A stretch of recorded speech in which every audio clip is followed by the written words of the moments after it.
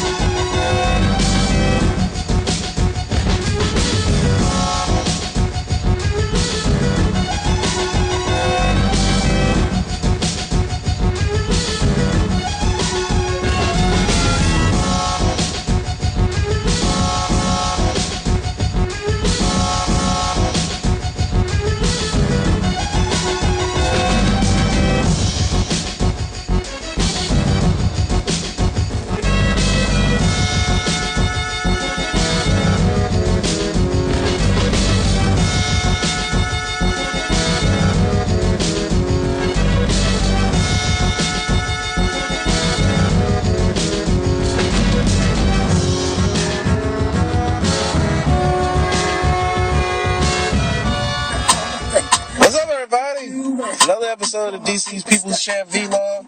That's who I am. And this episode of Vlog is actually going to be a review of Wrestlemania 29.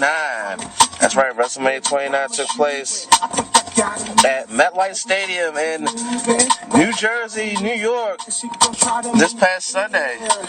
And I checked it out, got to, check it out with some of my friends over at Triforce headquarters. Shout out to Jim and Hannah Dom for that joint right there. It was pretty fun.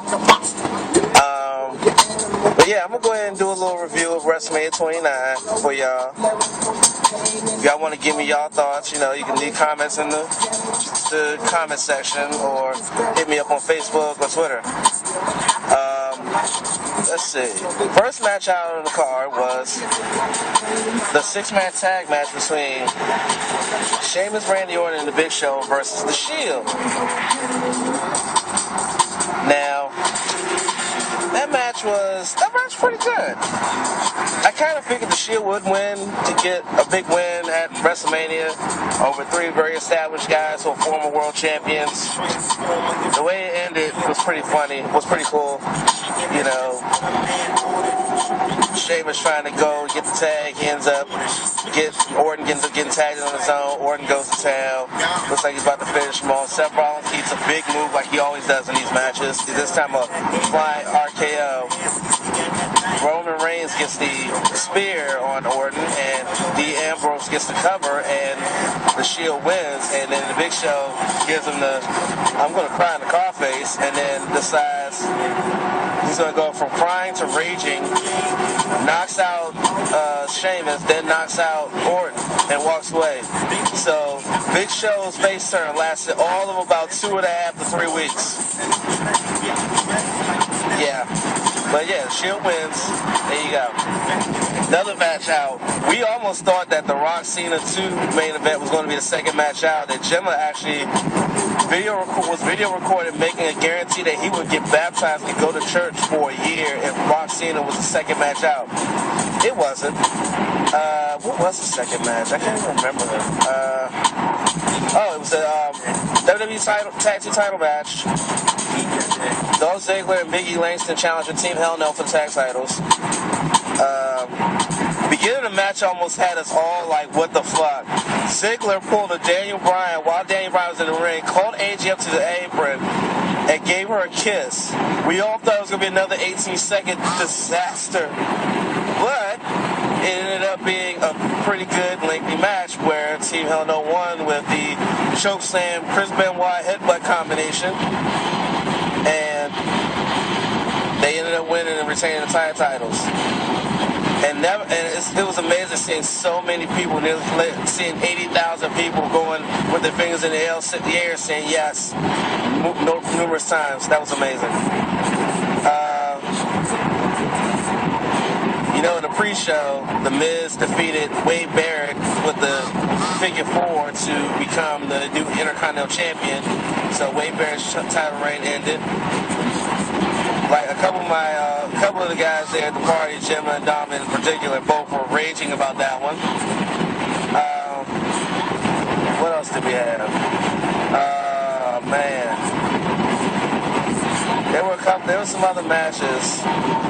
The World Heavyweight title match. Alberto Del Rio defeated Jack Swagger with the cross arm breaker, a.k.a. the Mexican arm bar of death, and kept his world title. And no, Ziggler did not cash in. Trust me, we were all very disappointed that he did not cash in. It was like, when the fuck is it going to happen? It should have happened now. But yeah, that happened. Triple H defeated Brock Lesnar in a very physical match. It was epic when Triple H put Brock in his own Kimura lock. That was pretty awesome. Not just once, but he put it in there several times. And that was pretty good. My homegirl B who kept screaming, break his arm, break his damn arm. It was awesome. But he ended up winning it with the pedigree on the stairs after a shot to the head with a sledgehammer. And Triple H defeats Brock Lesnar. There you go. Man, I think some other match. Oh yes, Fandango finally made his wrestling debut in his new character, Johnny Curtis, I should say. Johnny Curtis made his debut in his new character, Fandango, against Chris Jericho at Wrestlemania and defeated him with a simple but effective roll-up after a very, very good match. I mean, we all thought Fandango vs. Chris Jericho was going to be a really good match, and it was. Really, really good match. Fandango can actually wrestle, and he showed it Sunday night. Jericho showed he could do, he does what he does best. But yeah, Fandango wins his debut. So, then we get to some Major League matches. One of those Major League matches was The Undertaker putting his streak on the line once again against the defiant former two-time WWE champion, former multiple-time world champion, CM Punk. Very good match. I mean, somebody made the comment last night to me, Sunday night to me, that wasn't the Undertaker's best in the last decade. Hey, I'm going to break it down for you like this. Let's look at it. 2003, he was in a handicap match against the Big Show and Albert, a.k.a. A-Train.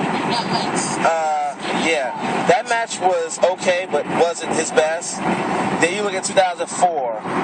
He had been gone for about 5-6 months. He had the biker gimmick for the longest time, for like almost 3 years. Then he comes back for over 3 years. Then he comes back as the Dead Man, the gimmick that everybody loved. He beat Kane. Pretty good match. 2005, Randy Orton. Underrated match in my opinion. 2006, Mark Henry casket match. Now that match sucked. That match really sucked. I mean, I'm sorry. That match really sucked. So, yeah, that match against Punk was really good compared to 2006, that casket match. I mean, you had everything you could ask for in that match. You had Paul Heyman interfering. You had the Earn Me and Use. You had a table shot, you had a table bump, and in the end, it took a tombstone pile driver to put down the best in the world. And Undertaker is now 21-0 at WrestleMania. And a great tribute to Paul Bearer towards the end when he finally got the urn and saluted the urn. It was awesome. The Triple H Brock Lesnar match had plenty of interference from Paul Heyman. You had interference from Shawn Michaels. Shawn Michaels did all this other stuff, but yeah, it was fun. I think the match that everybody was looking forward to, or not really looking forward to, John Cena versus The Rock, twice in a lifetime. Wasn't a bad match. I mean, wasn't a bad match. I mean, it was what to be expected, given the fact that, Rock hasn't been wrestling as much as Cena, whereas there's a lot of headlocks and rest holds and things like that. The ending was kind of comical. John Cena looked like he was about to try to make the same mistake he made last year's WrestleMania and try to go for the people's elbow. But this time he actually caught himself and was about to get him. But, the end ended up happening with the attitude adjustment, F you, whatever you want to call that shit. And yes, ladies and gentlemen, as expected, John Cena is the new WWE champion. Yes, I am raging too. I'm really raging. But it was to be expected. I mean, The Rock is getting ready to go make some more movies. He did his time. I mean, they might have a rematch at Extreme Rules. I'm pretty sure a lot of people don't want to see that.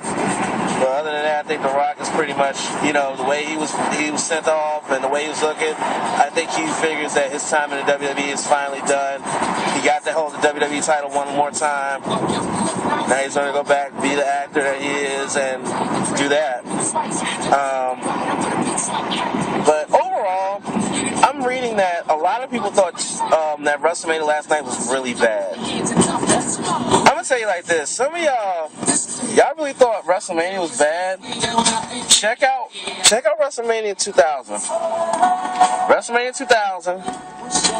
That's one WrestleMania that was bad. I mean, aside from the triangle ladder match, that pay-per-view was bad. That pay-per-view was really bad.